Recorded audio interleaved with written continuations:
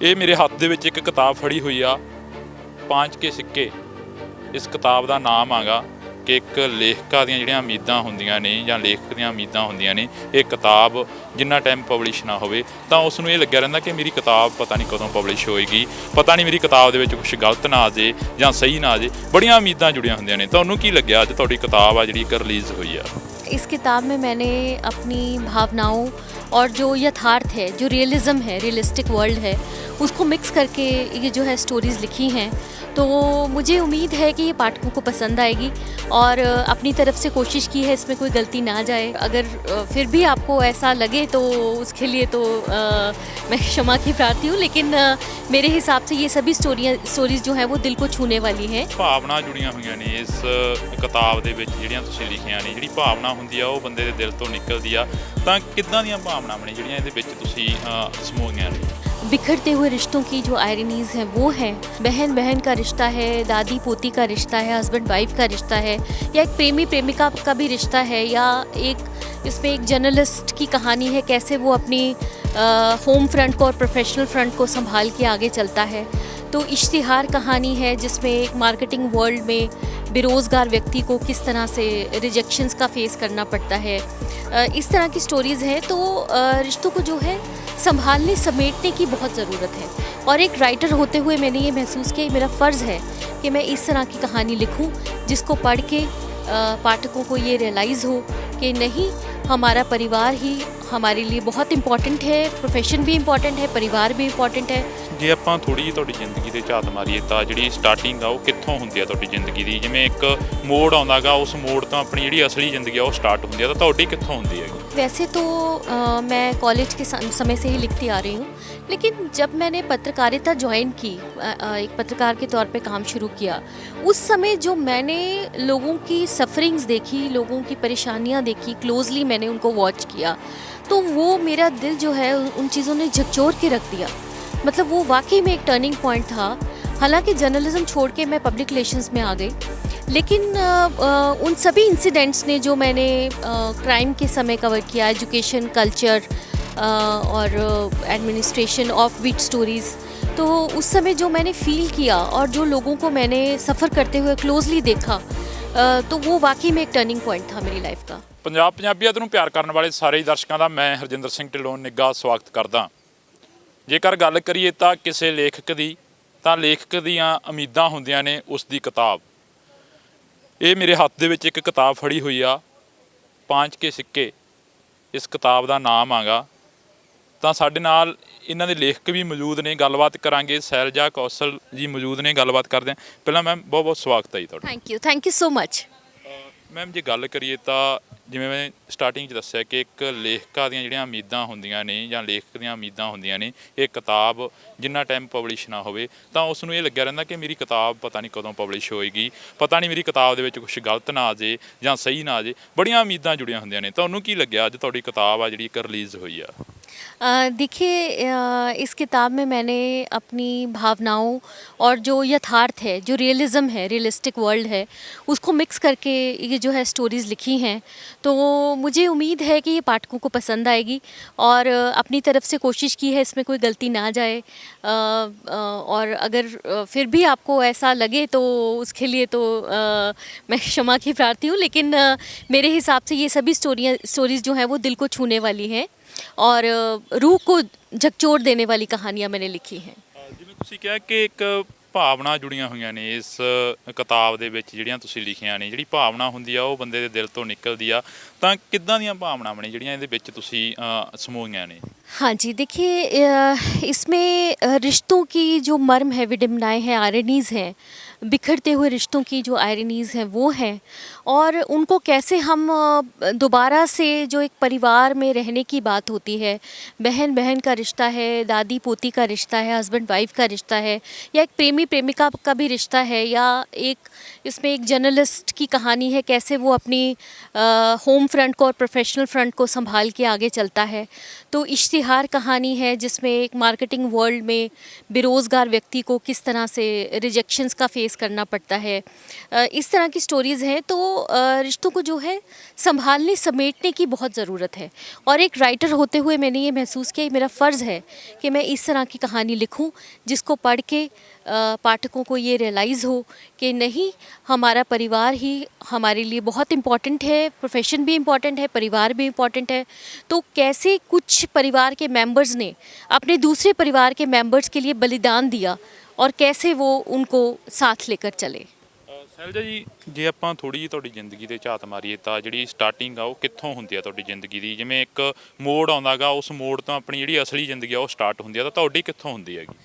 देखिए, वैसे तो मैं कॉलेज के समय से ही लिखती आ रही हूँ, लेकिन जब मैंने पत्रकारिता ज्वाइन की, एक पत्रकार के तौर पे काम शुरू किया, उस समय जो मैंने लोगों की सफरिंग्स देखी, लोगों की परेशानियाँ देखी, क्लोजली मैंने उनको वॉच किया, तो वो मेरा दिल जो है उन चीज़ों ने झकझोर के रख दिया। मतलब वो वाकई में एक टर्निंग पॉइंट था। हालांकि जर्नलिज्म छोड़ के मैं पब्लिक रिलेशंस में आ गई, लेकिन उन सभी इंसिडेंट्स ने जो मैंने क्राइम के समय कवर किया, एजुकेशन, कल्चर और एडमिनिस्ट्रेशन, ऑफ बीट स्टोरीज़, तो उस समय जो मैंने फ़ील किया और जो लोगों को मैंने सफ़र करते हुए क्लोजली देखा, तो वो वाकई में एक टर्निंग पॉइंट था मेरी लाइफ का। ਕਿਸ ਤਰ੍ਹਾਂ ਦਾ ਦੇਖਿਆ ਉਦੋਂ ਲੋਕਾਂ ਨੂੰ? ਜਿਵੇਂ ਹੁਣ ਇੱਕ ਪੱਤਰਕਾਰ ਹੁੰਦਾ, ਉਹ ਲੋਕਾਂ ਦੇ ਦੁੱਖ ਦਰਦ ਨੂੰ ਨੇੜੇ ਤੋਂ ਸਮਝਦਾ ਹੁੰਦਾ, ਲੋਕਾਂ ਦੇ ਵਿੱਚ ਵਿਚਰਦਾ ਜਦੋਂ, ਤਾਂ ਤੁਸੀਂ ਕਿਸ ਤਰ੍ਹਾਂ ਦਾ ਦੇਖਿਆ ਉਸ वक्त?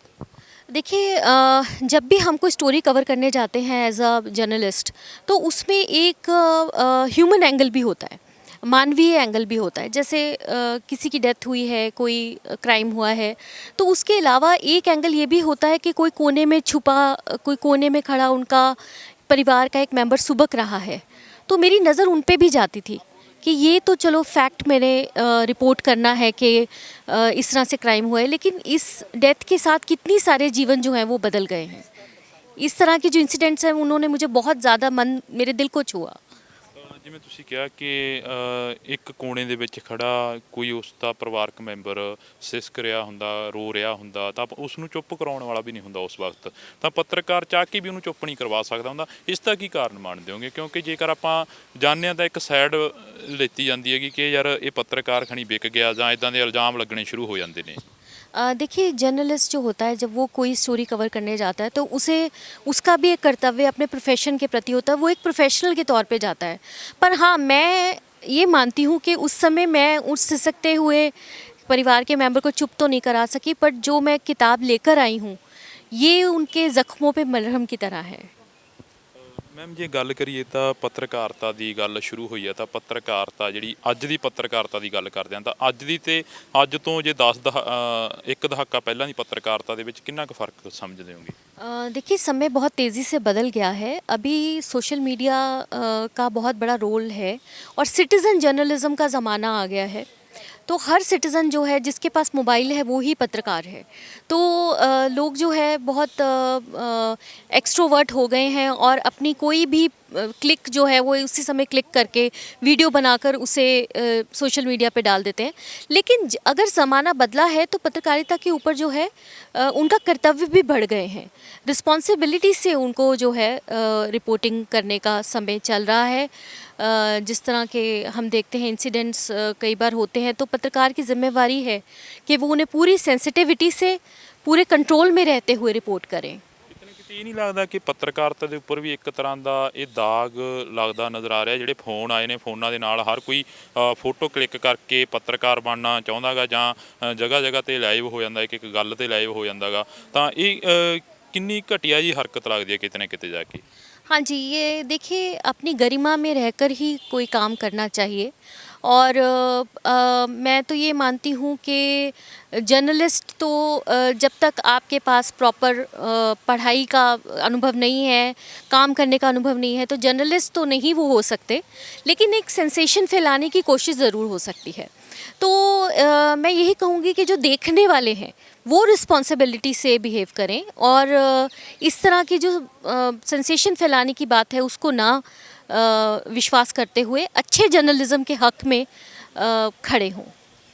ਅੱਛੀ ਜਰਨਲਿਜ਼ਮ ਦੀ ਗੱਲ ਕਰੀਏ ਤਾਂ ਉਹ ਕਿਸ ਤਰ੍ਹਾਂ ਹੋ ਸਕਦੀ ਹੈ। ਕਈਆਂ ਨੂੰ ਤਾਂ ਇਹ ਨਹੀਂ ਪਤਾ ਕਿ ਜਰਨਲਿਸਟ ਦਾ ਮਤਲਬ ਕੀ ਹੈਗਾ। ਉਹ ਆਉਂਦੇ ਨੇ ਪਰ ਹੱਥਾਂ ਦੇ ਵਿੱਚ ਮਾਈਕ ਨੇ ਤੇ ਕੋਲ ਫੋਨ ਨੇ ਜਾਂ ਕੈਮਰੇ ਨੇ, ਕੈਮਰੇ ਦੇ ਉੱਪਰ ਰਿਕਾਰਡ ਕਰਕੇ ਸੋਸ਼ਲ ਮੀਡੀਆ ਤੇ ਵਾਇਰਲ ਕਰ ਦਿੰਦੇ ਨੇ ਉਹ ਵੀਡੀਓ, ਉਹ चाहे जी ना भी करने वाली होवे। देखिए रिस्पॉन्सिबिलिटी समझनी होगी कि मेरे एक वीडियो का क्या इफ़ेक्ट हो सकता है। क्योंकि आजकल रीचेबिलिटी बहुत ज़्यादा है, इंटरनेट एक्सेस होने के कारण सभी के पास इंटरनेट की फैसिलिटी है। तो जब भी आप रिपोर्ट करें, जर्नलिस्ट का फ़र्ज़ है कि जब भी मेरी एक कहानी है इसमें फ़र्ज़ वो फ़र्ज़ कहानी जो है वो जर्नलिस्ट की ही लाइफ स्टोरी पे लिखी गई है। कैसे वो जर्नलिस्ट जो है मतलब दंगे हो रहे हैं और दंगों में वो जाकर रिपोर्टिंग करता है और कैसे अपने ऑफिस के लिए कर्फ्यू पास लेकर आता है ताकि अखबार छप सके। तो उसके थ्रू मैंने यही बताने की कोशिश की है कि जिम्मेवारी जो है लेना बहुत ज़रूरी है। ਦੰਗਿਆਂ ਦੀ ਗੱਲ ਕਰੀਏ ਤਾਂ ਪੰਜਾਬ ਨੇ ਬਹੁਤ ਸੰਤਾਪ ਭੋਗਿਆ ਤੇ ਹਜੇ ਵੀ ਭੋਗੀ ਜਾ ਰਿਹਾ। ਉਹ ਦੰਗਿਆਂ ਦੀ ਜੇ ਗੱਲ ਕਰੀਏ ਤਾਂ ਪਹਿਲਾਂ ਸ਼੍ਰੀ ਅਕਾਲ ਤਖਤ ਸਾਹਿਬ ਨੂੰ ਢਹਿ ਢੇਰੀ ਕਰ ਦਿੱਤਾ ਗਿਆ ਤੇ ਉਸ ਤੋਂ ਬਾਅਦ ਜੇ ਗੱਲ ਕਰਦੇ ਹਾਂ ਤਾਂ ਦਿੱਲੀ ਦੇ ਵਿੱਚ ਪੱਗਾਂ ਉਛਾਲੀਆਂ ਗਈਆਂ, ਗਲਾਂ ਦੇ ਵਿੱਚ ਟਾਇਰ ਪਾ ਕੇ ਫੂਕ ਦਿੱਤੇ ਗਏ। ਹਾਲੇ ਤੱਕ ਉਹਨਾਂ ਦਾ ਇਨਸਾਫ ਨਹੀਂ ਮਿਲਿਆ। ਤਾਂ ਉਹ ਚੀਜ਼ਾਂ ਨੂੰ ਕਿਵੇਂ ਦੇਖਦੇ ਹੋ ਮੈਮ? ਤੁਸੀਂ ਇੱਕ ਜਰਨਲਿਸਟ ਰਹੇ ਹੋ ਤੇ ਇੱਕ ਲੇਖਕ ਵੀ ਹੋ। ਲੇਖਕ ਦਾ ਜਿਹੜਾ ਮਨ ਹੁੰਦਾ ਉਹ ਬਲੂੰਦਰਿਆ ਜਾਂਦਾ ਇਹੋ ਜਿਹੀਆਂ ਘਟਨਾਵਾਂ ਨਾਲ। हाँ जी, देखिए मैं ऐसा फील करती हूँ कि किसी भी टॉपिक पे लिखने से पहले एज अ जर्नलिस्ट या एज अ राइटर आपको उस टॉपिक के बारे में पूरी जानकारी होना, उसके जो फैक्ट्स हैं उनकी पूरी जानकारी होना बहुत ज़रूरी है। और अवसर मिलेगा तो मैं भी इसके बारे में ज़रूर लिखना चाहूँगी। ये जो आपने दंगों की बात की है, ये दिल दहला देने वाली घटनाएं हैं और एक घटना से कई परिवार जो है वो इफ़ेक्ट हो जाते हैं। ये बहुत अफसोसजनक बात है। ਕਿਉਂਕਿ ਇਹ ਸਵਾਲ ਕਰਨ ਦਾ ਤਾਂ ਮਤਲਬ ਹੋਇਆ ਕਈ ਪਰਿਵਾਰ ਹਲੇ ਤੱਕ ਉਦੋਂ ਦੇ ਉਜੜੇ ਬਸੇ ਨਹੀਂ ਹੈਗੇ। ਉਹਨਾਂ ਦੇ ਘਰ ਪਰਿਵਾਰ ਸੀ ਜਿਹੜੇ ਉਹ ਖੋਹ ਲਏ ਗਏ ਉਸ ਵਕਤ, ਤਾਂ ਹਲੇ ਤੱਕ ਉਹਨਾਂ ਨੂੰ ਇਨਸਾਫ ਨਹੀਂ ਮਿਲਿਆ। ਤਾਂ ਉਹਨਾਂ ਨੂੰ ਕੀ ਕਹੋਗੇ ਮੈਮ ਜਿਹੜੀਆਂ ਉਸ ਵਕਤ ਦੀਆਂ ਸਮੇਂ ਦੀਆਂ ਸਰਕਾਰਾਂ ਸੀ, ਸਮੇਂ ਦੀਆਂ ਸਰਕਾਰਾਂ ਵੱਲੋਂ ਇਨਸਾਫ ਨਹੀਂ ਦਿੱਤਾ ਗਿਆ ਤੇ ਜਿਹੜੇ ਸਿੱਖਾਂ ਨਾਲ ਵਾਪਰਿਆ, ਜੋ ਸਿੱਖਾਂ ਨਾਲ ਨਹੀਂ ਕਹਾਂਗਾ ਬਲਕਿ ਪੰਜਾਬੀਆਂ ਨਾਲ, ਪੂਰੇ ਪੰਜਾਬ ਨਾਲ ਹੀ ਵਾਪਰਿਆ, ਪੂਰੇ ਦੇਸ਼ ਨਾਲ ਹੀ ਵਾਪਰੀ ਉਹ ਘਟਨਾ, ਤਾਂ ਉਹਨਾਂ ਨੂੰ ਕੀ ਕਹੋਗੇ?